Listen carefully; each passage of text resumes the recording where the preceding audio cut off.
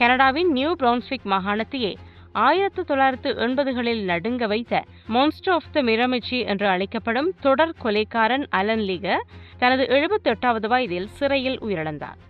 அல்பர்டாவில் உள்ள Edmonton institution சிறையில் ஆயுள் தண்டனை அனுபவித்து வந்த இவர் கடந்த திங்கட்கிழமை உயிரிழந்ததாக கனேடிய சிறைச்சாலைத்துறை உறுதிப்படுத்தியுள்ளது. 1989ஆம் ஆண்டு மருத்துவ பரிசோதனைக்காக அழைத்துச் செல்லப்பட்ட போது தப்பிச் சென்ற இவர் 7 மாதங்களாக தலைமறைவாக இருந்து 4 பேரை கொடூரமாக கொலை செய்தார். 1991ஆம் ஆண்டு இவருக்கு 4 கொலை குற்றச்சாட்டுகளின் கீழ் தண்டனை வழங்கப்பட்டதோடு ஆபத்தான குற்றவாளி என்றும் அறிவிக்கப்பட்டார்.